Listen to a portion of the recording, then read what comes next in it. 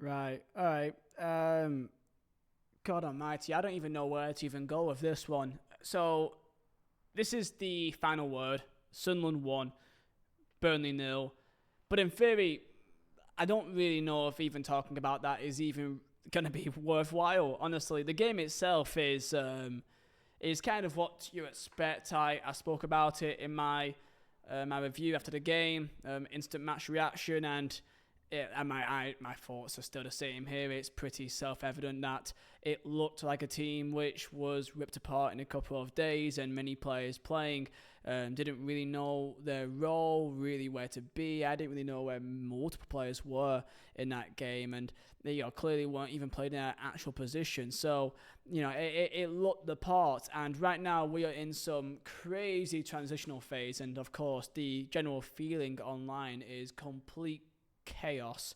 I've seen many posts on group chats or on Twitter, Instagram, or wherever, by Burnley fans saying, AOK out, Alan Pace out, and it's like it's really getting like serious here, because if we go to this weekend and we somehow lose to them down the road, then oh my dear God, it's going to be a really bad time.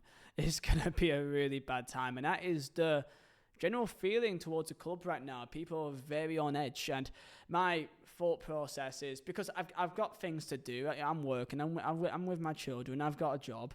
I'm trying to do my own thing here. I'm trying to not put too much of my thought into this, because there's so much going on, so many outgoing, so many rumors, that I genuinely have stopped even thinking about it, or stopped sourcing it, or trying to keep track, because it's just a never-ending battle.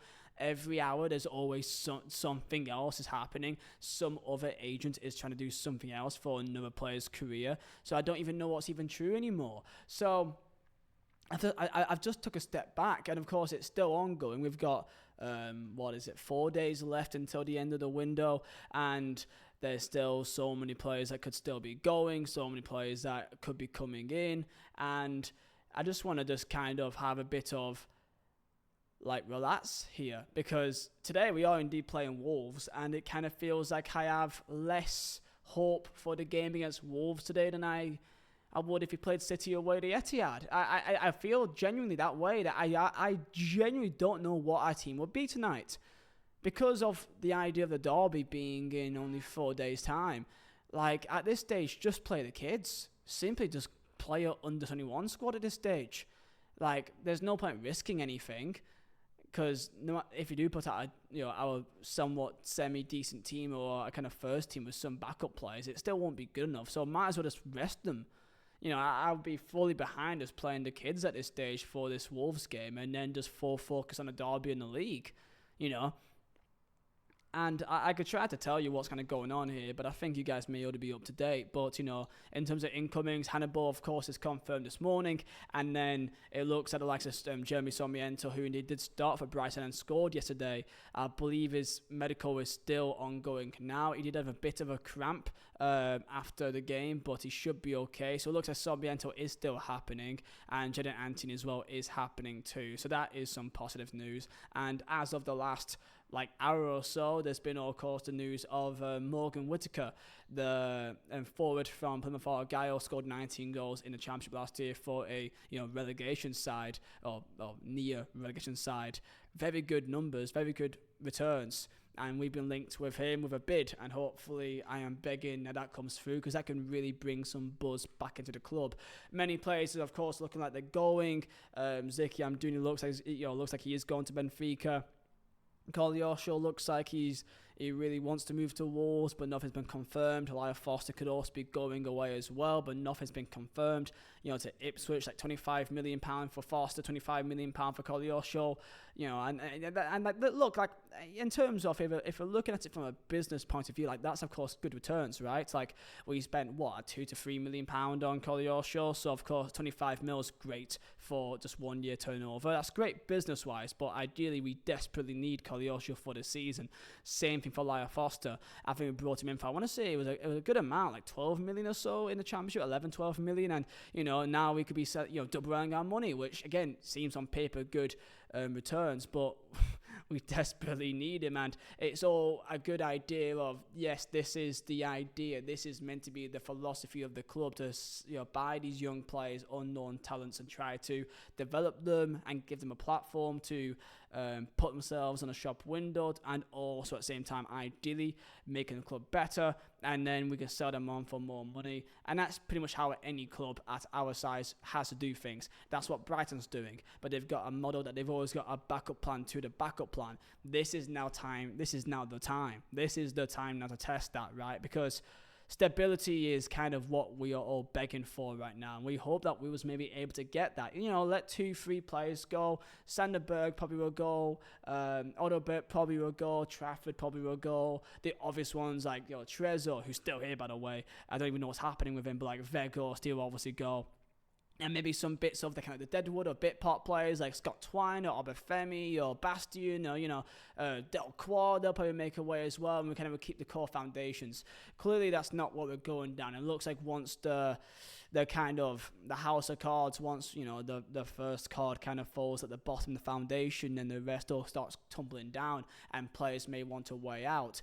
Shout out to the likes of Esteve, that, of course, as kept insisting that he's sticking to the club, turned down interest, and if we come out of this and we end up getting promoted, he'd be a near cult hero immediately in my books. Even the likes of Vitinho could be out the door. Vitinho wants this dream move over to Flamengo in Brazil. I mean, Christ, if we've got Vitinho thinking he's too good for the club and that he wants out, then, I mean, we really are really concerning here, boys. I mean, if we look at maybe this weekend, if we somehow bring in these players in time, let's look at what our potential squad could be for, let's say, Blackburn. Like, we could have a lineup with Jadon Anthony on the left-hand side, with Morgan Whittaker up top, with Son Miento on the right-hand side. Manuel Benson's still here, by the way. I don't know what's happening with him, but there's been no news about him, so let's hope that he can maybe stay. Midfield could be of Cullen, Browno, and Annabelle, and then back four could be of Perez, Esteve, Joe Rowe, or Bayer, if he's ever not injured, and then Connor Roberts, and then that goalkeeper could be maybe Hladky. I imagine Trafford won't be staying. I'm surprised that Trafford's still here more than anything else, really, but that could be a potential team that we could have, and hopefully some more players too, and this is the issue. Yes, in terms of business, we are making money, and we're making money back in our investments, and then some making profit, but that profit has to come with some sort of stability. You can't just let everyone go and just keep rebuilding again, because it kind of feels like, that would make sense if there wasn't also a rebuild again for the Premier League. Like, we had our championship squad initially, we did amazing, we went up, and then we rebuilt completely again, almost a completely different team, and then went down, and now we're rebuilding again. So then if we do somehow go up this year, then are we going to just rebuild again and just buy and sell 10, 15 more players that comes in and out? Like, I hope that's not the case, and I hope that we're going to have a bit of stability here. But we do play Wolves tonight, and I frankly couldn't care less. I don't even know I'm even going to watch it. I will watch it, but like, I've got no... I genuinely have no idea what to expect for the lineup tonight. I think Humphreys may be in. You're supposed to see Humphreys. Maybe Manuel Benson may start. I don't think Koleosho will be there. I don't think he'd be playing right now. If Lyle Foster's not there, then maybe Hutonji may get a start up top. I mean, I'm struggling here, really. I don't even know who could be playing anywhere else. I mean, it's a really strange time because of how we felt after Cardiff at home, and then especially Luton away. It felt like, as long as we keep a good core, the group here, we should probably bounce back up quite comfortably. However, we really are trying our best here to not only piss off the fans, but also the manager. I would not be annoyed if I see somewhere that if we don't bring in the players, that Scott Parker may want to leave, because it seems like it's been sort of dream here that every single player has been just kind of like thrown away to the wayside under his feet here, and the rug's been pulled from underneath him. So yeah, it's a weird time in the club right now. In terms of my own kind of general thoughts, I want to wait until the end of the window to really make my full assessment here. That's why I'm still staying calm. I'm not calling out the board or anything, but I do think that I don't know how sustainable this really is in terms of, can we keep rebuilding the team time and time again. Stability has to come at some stage, and I hope that does come soon. So look, we've got Wolves tonight, but I couldn't care less. We've got the derby on Saturday. I'm flying north for that, of course, so I'll be there at Turf for Saturday. And God Almighty, please say, because if we bring in some players, we bring in Son Miento, we bring in Jadon Ante, we bring in Morgan Whittaker, we bring in 2 more players as well, 2-3 more players, and we let some of these players go. If Foster goes. If who else goes? I saw links of Brownhill with Trabzonspor, I believe. I can't see a lot of Brownhill's leaving. I can't see Brownhill leaving, especially not for Turkey. So, yeah. If as long as we bring in some players and that, as long as we beat Blackburn, I think people would be fine. Maybe you won't be, but I think the general kind of mood of the fan base, bringing some players that are decent, and it looks like these players are decent. I like Hannibal as a sign.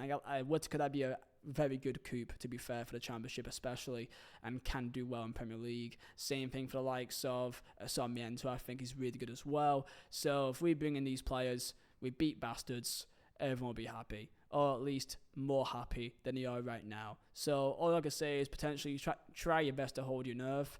I know it's hard, but if you get yourself too engrossed into all this chaos, then you're just going to be miserable because it's just never ending. So yeah, and that's the final word. I've not even spoke about Sunderland. There's really no point to really that. There's so much that's happened that Sunderland feels like a month ago. Christ, that game against Cardiff, that feels like an entirely different season compared to what we're looking at right now, man. It's crazy. So yeah, maybe an interesting game tonight. However, I couldn't care less. Bastards of the weekend, beat them, and all is fine. Up the Clarets.